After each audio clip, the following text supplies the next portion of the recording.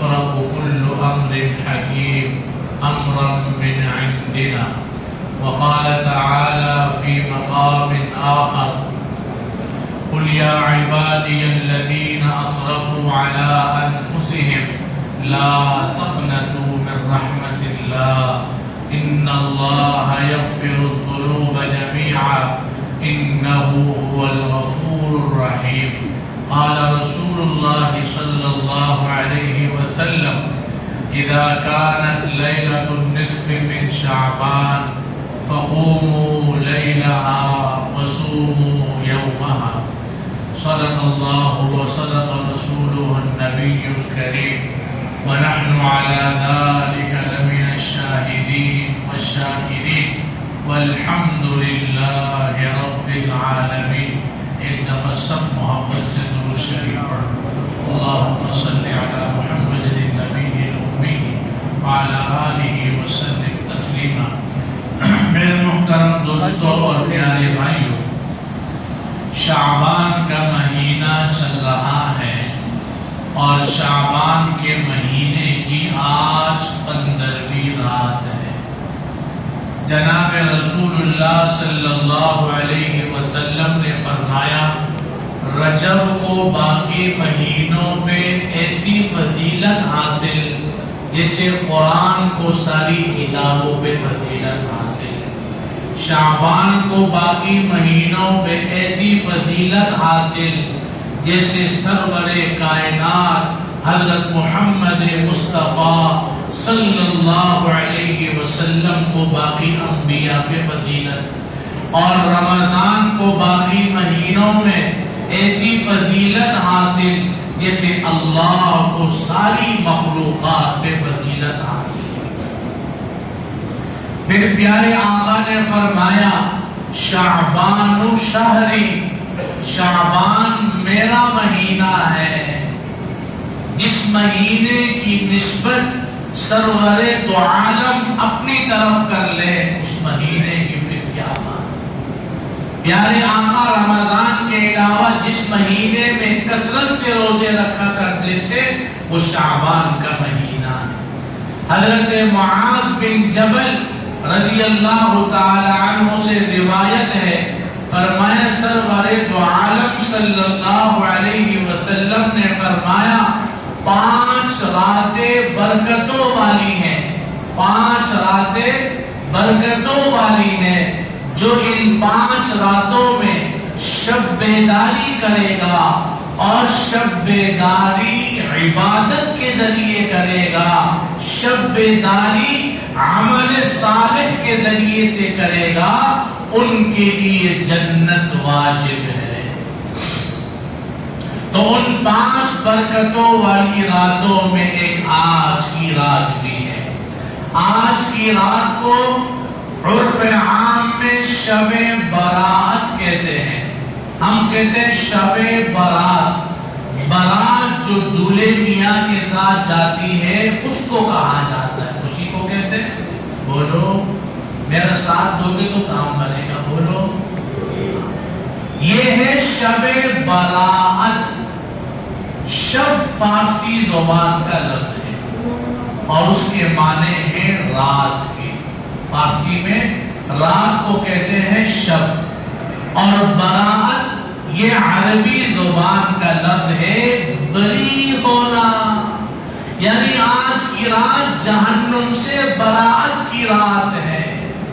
اور دوسرا نام اس رات کا لیلۃ المبارکہ بھی ہے.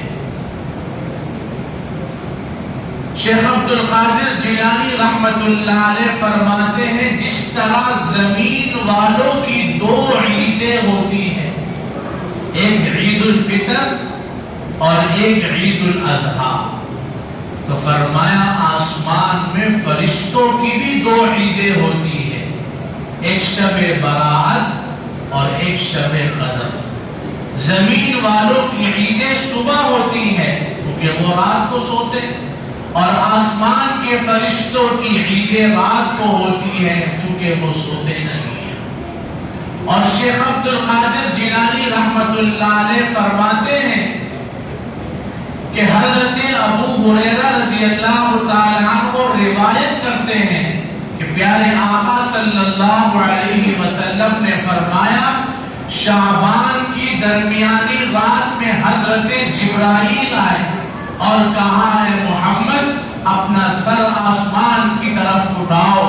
پیارے آقا نے فرمایا جب میں نے دیکھا جنت کے سارے دروازے کھلے ہوئے ہیں، پہلے دروازے پہ فرشتہ کھڑا ہے اور وہ کہہ رہا ہے جو اس رات میں رکوع کرے اس کے لیے خوشخبری ہو، دوسرے دروازے پہ جو فرشتہ کھڑا ہے وہ کہہ رہا ہے کہ جو اس رات میں سجدہ کرے اسے خوشخبری ہو، تیسرے دروازے پہ جو فرشتہ کھڑا ہے وہ کہہ رہا ہے جو اس رات میں دعا کرے اسے خوشخبری ہو، چوتھے دروازے پہ جو فرشتہ کھڑا ہے وہ کہہ رہا ہے کہ جو دعا خوف خدا سے جو روئے اسے خوشخبری ہو، پانچویں دروازے پہ جو فرشتہ کھڑا ہے وہ کہہ رہا ہے کہ جو اس رات میں ذکر کرے اسے خوشخبری ہو، چھٹے دروازے پہ جو فرشتہ کھڑا ہے وہ کہہ رہا ہے تمام مسلمانوں کو خوشخبری ہو،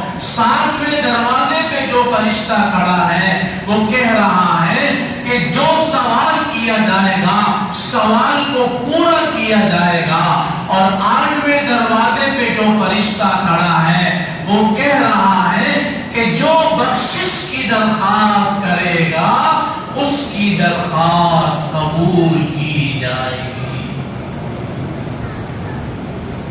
اور پیارے آقا نے فرمایا اذا كانت لیلۃ النصف من شعبان، جب شعبان کی 15ویں رات ہو فقوموا لیلہا، فقوموا لیلہا، رات کو عبادت کرو، قیام کرو۔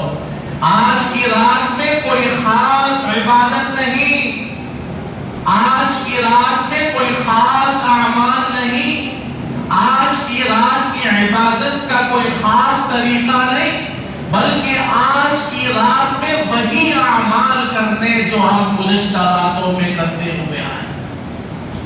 نمبر 1 قرآن کی تلاوت، کثرت قرآن کی تلاوت ہو، نوافل کا اہتمام ہو۔ لوگ کہتے ہیں کہ آج کی رات جو نفل پڑھی جائے گی اس کی نیت کیا ہے؟ تو بابا پچھلے راتوں میں زندگی میں نفل پڑھتے ہو؟ پڑھتے نا ہم سب، اللہ توفیق دے، تو ہم کیا نیت کرتے ہیں؟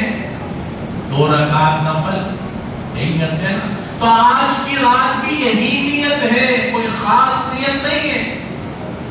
آج کی رات میں ہم نوافل کا اہتمام کریں، آج کی رات میں ہم عبادت کریں، آج کی رات میں ہم اللہ کو راضی کریں، آج کی رات میں ہم اللہ سے تعلق قائم کریں کہ اللہ تبارک و تعالی آسمانی دنیا پہ غروب آفتاب کے وقت مغرب کا ٹائم داخل ہوا، رب ذوالجلال آسمانی دنیا کی طرف متوجہ اور اعلانات ہو رہے ہیں حل من مستغفر، حل من مسترزق، ہے کوئی مغفرت چاہنے والا، ہے کوئی تنگ دست، ہے کوئی پریشان حال، ہے کوئی مصیبت زدہ، ہے کوئی دنیا کا ستایا ہوا کہ وہ مجھ سے مانگے، میں اس کی ساری حاجتوں کو پورا کروں۔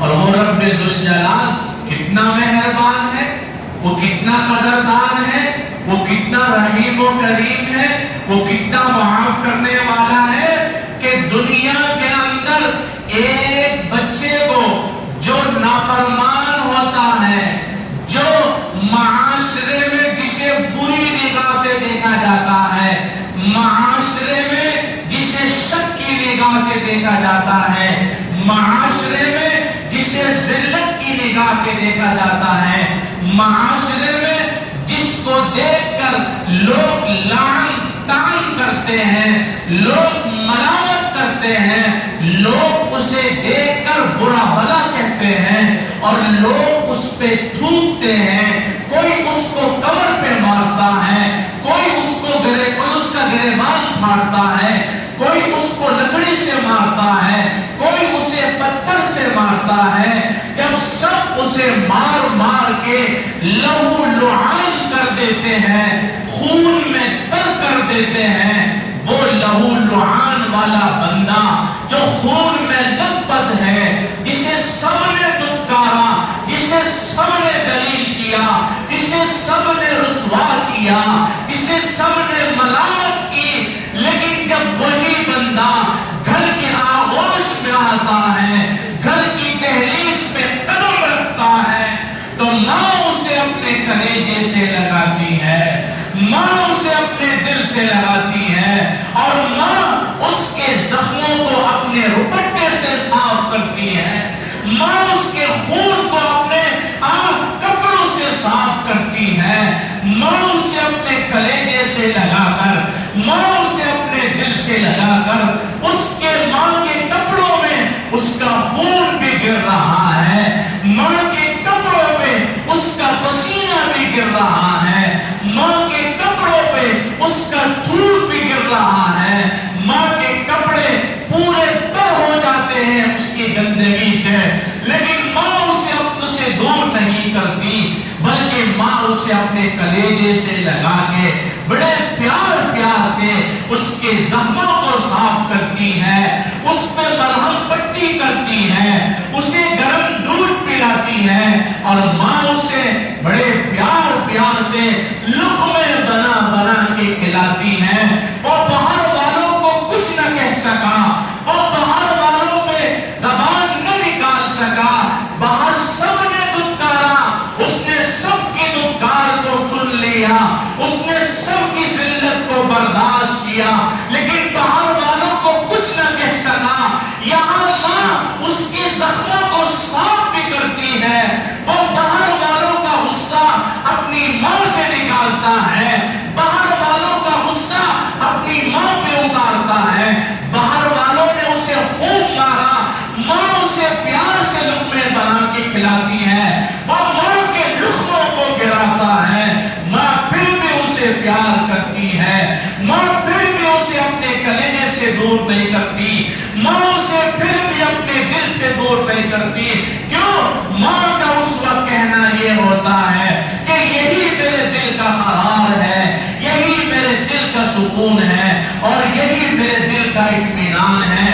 تو وہ ماں اپنے نافرمان بچے کو کس طرح دل سے لگاتی ہے؟ رب ذوالجلال 70 ماؤں سے زیادہ اپنے بندے سے پیار کرتا ہے، اور قرآن میں اعلان کیا، قرآن پڑھو تو پھر پتہ چلے گا کہ قرآن کیا ہے۔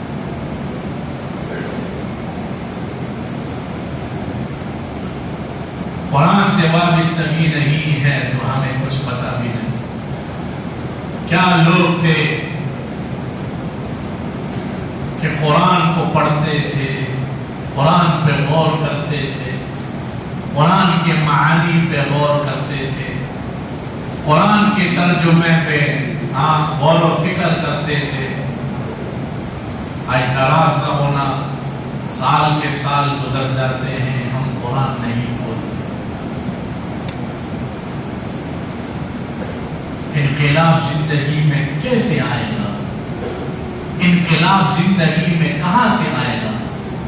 انقلاب تو زندگی میں تب آئے گا جب میرا تعلق اللہ کے ساتھ ہوگا، جب میرا تعلق مصطفیٰ کی تعلیمات سے ہوگا، جب میرا تعلق قرآن کے ساتھ ہوگا، جب میرا تعلق شریعت کے ساتھ ہوگا، میرا تعلق اسوہ حسنہ کے ساتھ ہوگا، میرا تعلق دین کے ساتھ ہوگا، میرا تعلق مسجد کے ساتھ ہوگا، میرا تعلق اعمال مسجد کے ساتھ ہوگا، تو زندگی میں انقلاب آئے گا۔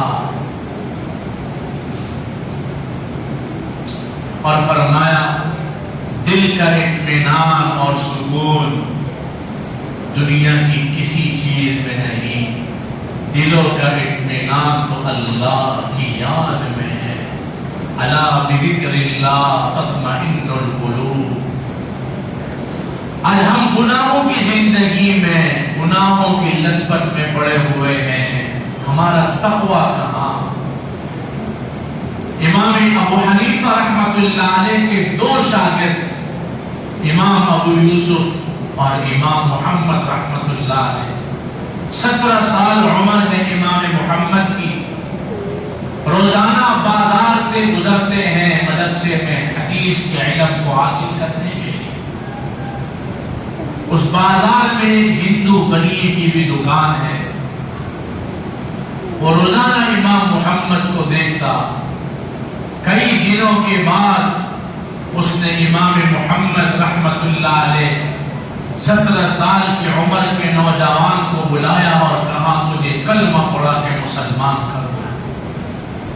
بازار کے مسلمانوں نے کہا اس نوجوان میں ایسی کیا خاصیت ہے، اس نوجوان میں ایسی کیا خاص بات ہے؟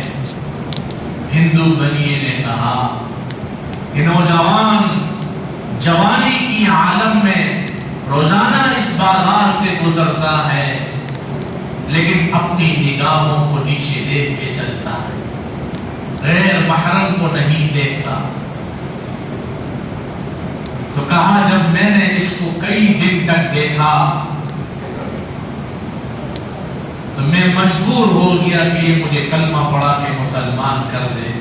اس ہندو نے کیا جواب دیا کہ جب چھوٹے محمد کے پاکیزگی کا یہ عالم ہے، بڑے محمد کی پاکیزگی کا کیا ہے؟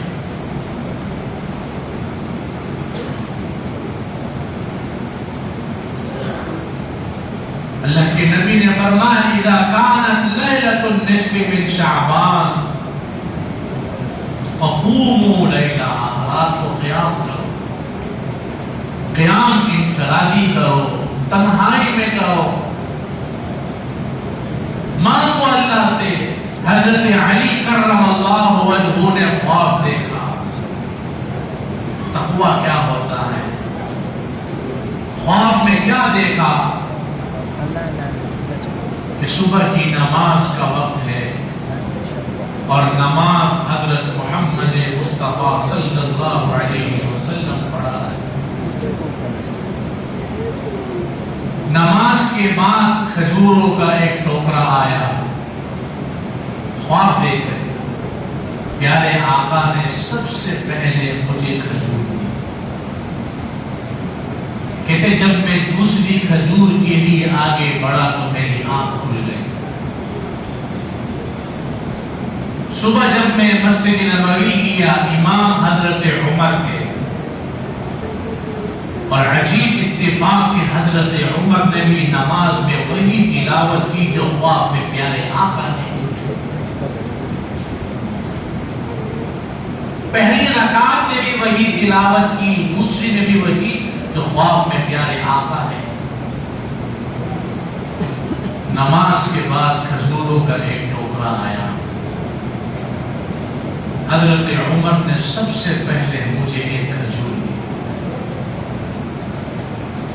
جب مجھے ایک کھجور دی میں دوسری کھجور کے لیے آگے بڑھا تو عمر نے میرے کان میں کہا علی اگر تمہیں رات کو مصطفیٰ دوسری کھجور دے دیتے عمر بھی تمہیں دے دیتا۔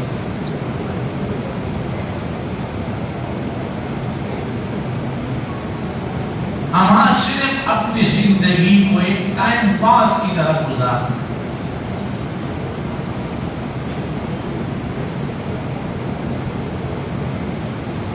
ہماری زندگی میں تبدیلی کیوں نہیں آ رہی؟ ہماری زندگی میں چینجنگ کیوں نہیں آ رہی؟ انقلاب کیوں نہیں آ رہا؟ ہم نے مرضیات کو ترجیح دی، رب کے احکامات کو ہم نے چھوڑا۔ رسول اللہ کی تعلیمات سے ہم منحرف ہو گئے، شریعت کے پیغام کو ہم نے روڑ ڈالا، قرآنی تعلیمات سے ہم دور ہو گئے، کنارہ کشی ہم نے اختیار کی، تو ذلت اور رسوائی کا شکار۔ یہ تو اللہ کا پھر بھی کرم ہے میرے دوستوں کہ وہ پھر بھی کھلا رہا ہے، پھر بھی وہ ہمارے کاموں کو بنا رہا ہے۔ بندہ کہتا ہے یا اللہ میرا حال دے، جواب آتا ہے اپنا نام اعمال دے۔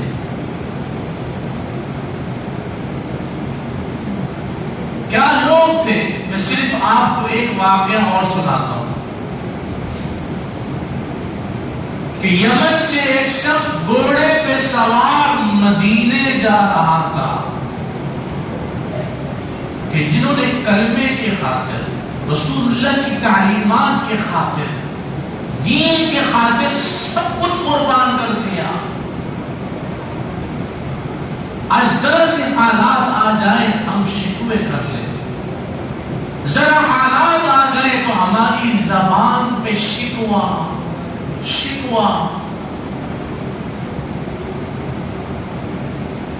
اور الامان الحفیظ ایسے ایسے بول دیتے ہیں جس سے ایمان سلب ہو جاتا ہے۔ یمن سے گھوڑے پہ سوار شخص مدینے جا رہا، صحابہ نے کہا مدینے کیوں جا؟ کہا مدینے میں محمد صلی اللہ علیہ وسلم نامی شخص، میں محمد سے ملوں گا صلی اللہ علیہ وسلم، اور پیارے آقا سے مل کر دین کو سیکھوں گا، اور دین کو سیکھ کر پھر اپنے علاقے میں جاؤں گا، وہاں دین کی تعلیم کو عام کروں۔ صحابہ نے کہا کہ تمہاری مراد پوری ہو گئی، حضرت محمد مصطفیٰ صلی اللہ علیہ وسلم تو ہمارے ساتھ سوار ہے۔ اس نے اپنی سواری کو پیارے آقا کی سواری کے ساتھ ملایا اور کجاوے سے کتاب نکالی، کتاب کو دیکھا، پھر پیارے آقا کے چہرے کو دیکھا، پھر دوسری کتاب نکالتا ہے، کتاب کو دیکھا، آمنہ کے لال کے چہرے کو دیکھا، کتاب کو دیکھا، تیسری کتاب نکالی، کتاب کو دیکھا، مصطفیٰ کے چہرے کو دیکھا، کتاب کو دیکھا۔ جب چوتھی کتاب نکالی اور کتاب نکالنے کے بعد جب کتاب بند کی تو کہا مجھے کلمہ پڑھا کے مسلمان کر دو، لا الہ الا اللہ محمد الرسول۔ پیارے آقا نے اس سے کہا اتنی جلدی تم نے کلمہ پڑھ لیا؟ وہ کہنے لگا میں تورات اور انجیل کا عالم، تورات میں اور انجیل میں آپ کے جو اوصاف کے وہ سب آپ میں موجود ہیں، اور آپ کی پیغمبری میں کوئی شک نہیں۔ میں آپ کے ساتھ مدینے جاؤں گا، وہاں جا کے دین سیکھوں گا، واپس آ کے لوگوں کو دین سکھاؤں گا۔ پیارے آقا نے کہا چلو ہمارے ساتھ، آج کی رات زندگی موت رزق سب کے فیصلے، انسان لمبی لمبی پلاننگ بنا رہا ہے اور اس کا نام موت کے فرشتے کے حوالے کیا جا چکا ہے۔ انسان لمبی امیدوں پہ جی رہا ہے، نام فرشتوں کے حوالے ہو چکا ہے۔ گھر بنا رہا ہے، نام فرشتوں کے حوالے ہو چکا ہے۔ تو پیارے آقا نے کہا چلو ہمارے ساتھ۔ صحابہ فرماتے کہ وہ ہمارے ساتھ 2 ایکڑ چلا، 2 ایکڑ چلنے کے بعد اس کی سواری گری، سواری سے گرا، گردن ٹوٹے، انتقال ہو گیا۔ صحابہ فرماتے کہ ہم نے سواریاں روک دی اور پیارے آقا سواری سے اتر، اور پیارے آقا نے اس کے سر کو اپنی گود میں رکھا، اور پیارے آقا اپنے ہاتھوں سے اس کے سر پہ گدی کر رہے ہیں، اور پیارے آقا نے کہا جنگل میں مرنے والے مسافر، نام بھی نہیں بتایا، کنبے اور قبیلے کبھی نہیں بتایا، لیکن پیارے آقا نے صحابہ سے فرمایا کہ میں دیکھ رہا ہوں جنت کے 8 دروازے شخص کے لیے کھل گئے، اور ہر دروازے کا ہر دروازی اعلان کر رہا ہے کہ جنگل میں مرنے والے مسافر جس دروازے سے داخل ہونا چاہے داخل ہو جاؤ، اجازت ہے۔ عمل قلیل واجر عظیم، عمل تھوڑا اجر زیادہ۔ آج ہمارے اعمالوں کی لمبی قطاریں ہیں، اجر سے تو اس لیے آج کی رات میں عبادت کرنی ہے، تنہائی میں، خلوت میں، صلاح و تسبیح کی نیت باندھو، اجتماعی نہیں انفرادی۔ تہجد پڑھو، اللہ تبارک و تعالی آسمانی دنیا کی طرف متوجہ اعلانات ہو رہے ہیں۔ ذوالنون مصری رحمت اللہ علیہ کشتی میں سفر کر رہے تھے، دوسری کشتی میں کچھ نوجوان تھے، اور نوجوان کہو کی مجلس بھی لگاتے ہیں، تو نوجوان اگر کہیں کہ مجلس لگائے تو یکدم انہیں ذلیل نہیں کرنا چاہیے، یکدم ملامت نہیں کرنا چاہیے، فرمایا پہلے دل دو، قربانی دو، دل دو، جب دل دو گے تو دل ملے گا، جب دل دے دیا دل لے لیا، اب اس سے دل لو، دن دن دن، جب دل نہ دو گے دل تمہیں کہاں سے ملے گا؟ اس لیے نوجوان، اگر نوجوان تو نوجوان ہے، اب تو کیا نوجوان، کیا بچہ، کیا بوڑھا، سب سیاسی گفتگو میں کتنے مست و مگن ہوتے ہیں۔ ناراض نہ ہونا میرے کیا مجھ سمجھ نہیں، آج کل پی ایس ایل چل رہا ہے تو ہر ایک کا اسکور ہمیں معلوم ہونا چاہیے، لیکن اگر ہم اپنے وقت کو یوں نہیں ضائع کر رہے، ہم اپنے وقت کو قیمتی کیوں نہیں بنا لیتے میرے دوستوں؟ دنیا کی گفتگو میں، دنیا کی گپ شپ میں، دنیا کی چمک دمک میں شیخ سعدی رحمت اللہ علیہ نے فرمایا بڑا نادان ہے، بڑا بیوقوف احمق ہے وہ شخص جو کسی کی دنیا بنانے کے لیے اپنی آخرت کو برباد کر دے، کسی کی دنیا کے لیے اپنی آخرت کو برباد کر دے، بڑا نادان ہے۔ تو نوجوان قہقہوں کی مجلس لگائے ہوئے تھے، لوگوں نے کہا حضرت ان کے لیے بد دعا کرو، اس لیے عموماً یہ بچے مسجد میں دوڑتے ہیں، بھاگتے ہیں، انہیں پیار سے سمجھاؤ، محبت سے سمجھاؤ، ایک ٹافی دے کے سمجھاؤ، اکرام کر کے سمجھاؤ۔ کیا ضرور اس بات کی ضرورت کیوں ہے کہ ہم اسے سختی سے بات کریں؟ اگر میں نے کسی کو سخت لہجے میں کہا تو پھر وہ مسجد سے چلا گیا، اب موت تک وہ مسجد میں نہ آئے گا، سوچو سب میرے اوپر آئے گا۔ اس سے پیار، محبت، عظمت، اکرام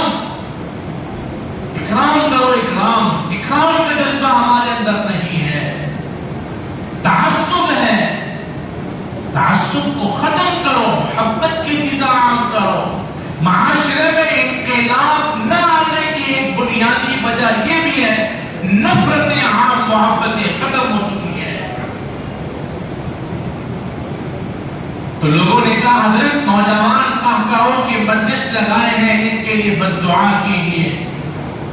ذوالنون مصری رحمت اللہ علیہ نے کیا جواب دیا؟ سبحان اللہ، کہا یا اللہ جس طرح یہ دنیا کی خوشی میں مصروف ہے، تو انہیں آخرت کی خوشیاں بھی نصیب فرما۔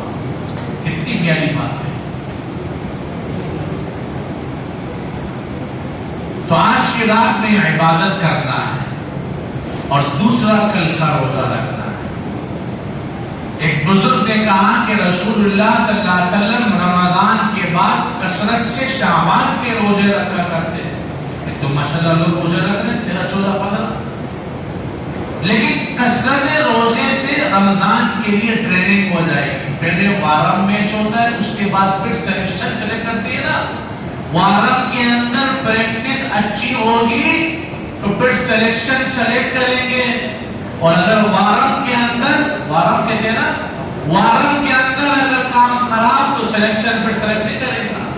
تو یہ شعبان پریکٹس کا مہینہ ہے، ہم کثرت سے روزے رکھیں، ہم نوافل کا اہتمام کریں، ہم قرآن کی تلاوت کریں، ہم اللہ کا ذکر کریں، ہم اللہ کو یاد کریں اعمال صالحہ کے ذریعے سے، اور اس پر اللہ سے استقامت کی دعا۔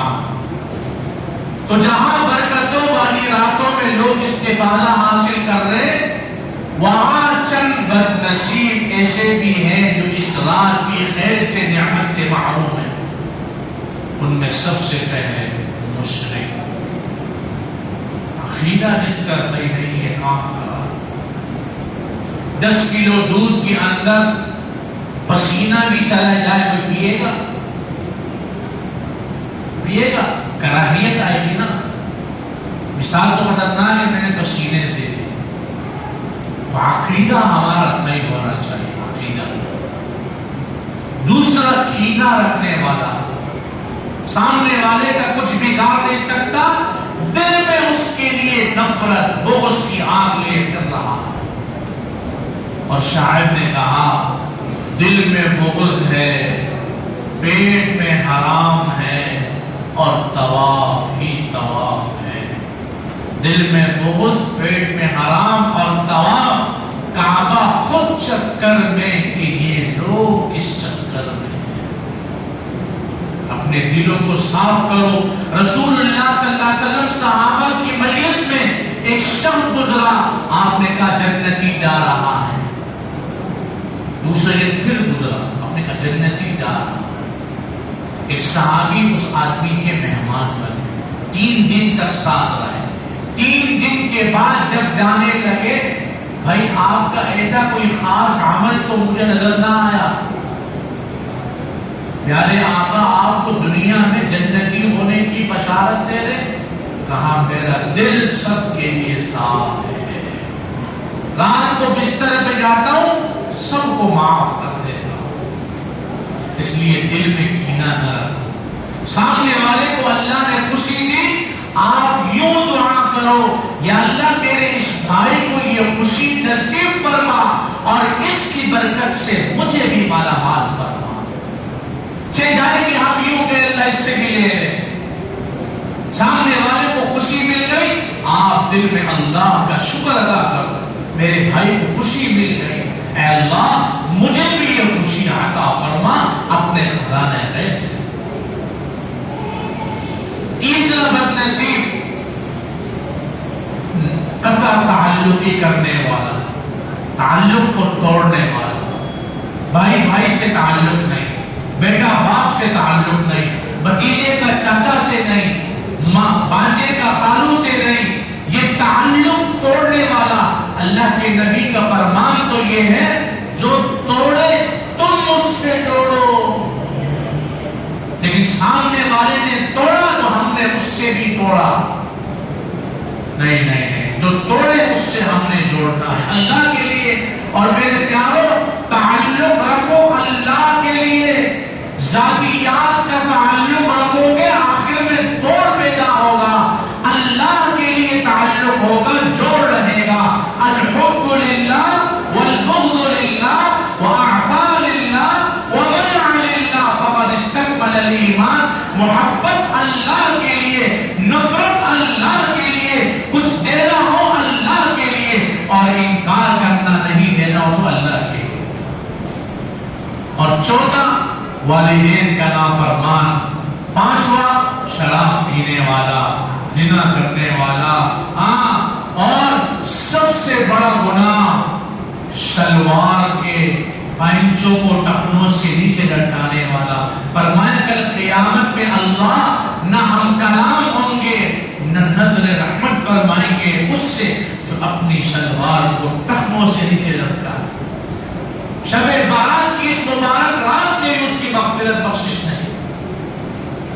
تو میرے دوستو بات لمبی ہو رہی ہے، میں آخر میں آتا ہوں کہ اس رات میں ہم عبادت کریں جتنا ہم سے ہو سکے، جتنی اللہ توفیق دے، جتنی اللہ توفیق دے اتنی ہم عبادت کریں. ایسا نہ ہو کہ ہم صبح تک خوب عبادت کرتے رہیں، صبح تک خوب اعمال کرتے رہیں، صبح تک خوب اعمال کرتے رہیں اور پھر جب فجر کی اذان کا وقت ہو الصلاۃ خیر من النوم اور ہماری نیند لگ جائے، نیند آ جائے، فجر ہم سے قضا ہو جائے، تو میرے دوستو پوری رات کی عبادت کا بھی کوئی فائدہ نہیں. عبادت جتنی اللہ توفیق دے، 2 رکعت 4 رکعت 6 رکعت 8 رکعت جتنی اللہ توفیق دے آپ کرو. آدھا سپارہ پڑھو، 1 سپارہ پڑھو، اللہ کا ذکر کرو، تسبیحات کرو، ہاں اللہ سے مانگو، اور اگر نیند آ جائے تو جا کے سو جاؤ. عبادت نہیں کر سکتے، عشاء کی نماز جماعت سے پڑھ لی، اللہ کی توفیق سے فجر کی نماز جماعت سے پڑھو، پوری رات کا اجر و ثواب مل جائے. اور آخری گزارش یہ ہے کہ ماہ مبارک سے پہلے ہم اپنے دنیا کے سارے کام کاج کو آگے پیچھے کر لیں. جو شاپنگیں کرنی ہے وہ پہلے کر لو.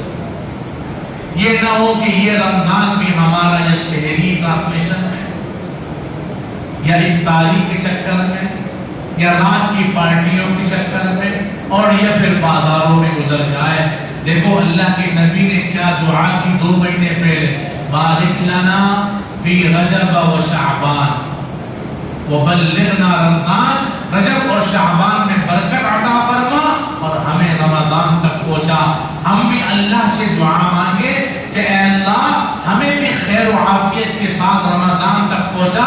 اور میرے پیاروں میں آخری گزارش آپ سے یہ کروں گا، سب سے پہلے اپنے آپ سے، اس کے بعد آپ بھائیوں سے، کہ ہم رمضان سے پہلے اپنی ایک روٹین بنائیں، اپنا ایک ٹائم ٹیبل بنائیں، اپنا ایک وقت مقرر کریں کہ یہ میری عبادت کا، یہ میرے سونے کا، یہ میرے دفتر کا، یہ میرے کاروبار کا زیادہ وقت ہمارا اللہ کی عبادت میں گزرے، زیادہ وقت ہمارا اعمال صالحہ میں گزرے، زیادہ وقت ہمارا تلاوت قرآن میں گزرے، زیادہ وقت ہمارا نیکی کرنے میں گزرے اور زیادہ وقت ہمارا خیر کے کاموں میں گزرے. گناہوں سے، بدعات سے، برائیوں سے اپنے آپ کو ہم بچائیں. اسی طرح انشاءاللہ ہماری اس مسجد میں بھی مصلی پہ 27 روزہ تراویح ہوگی انشاءاللہ. تو بتاؤ 27 والے کون کون ہیں؟ 27 کے پڑھنے کا فائدہ بتاؤ کیا ہے؟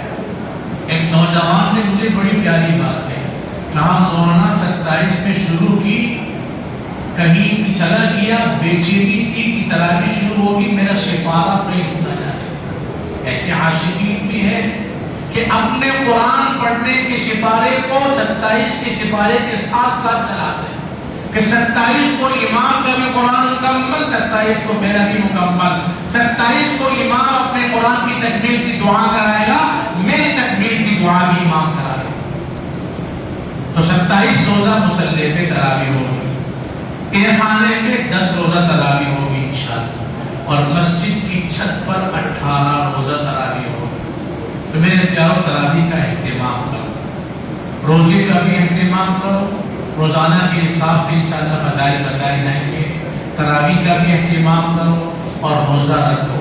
دیکھو رمضان کا ایک روزہ چھوڑ دیا نا، ایک روزہ کسی عذر کی وجہ سے، عذر نہیں ہے، چھوڑ دیا. بعض لوگ کہتے ہیں ان کی بیماری کچھ نہیں.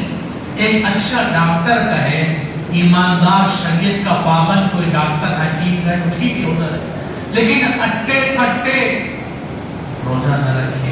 رمضان کا ایک روزہ چھوڑ دیا، پورا سال روزے رکھتے رہو، نہیں ملے گا جو ایک پر ملے گا اللہ دے گا.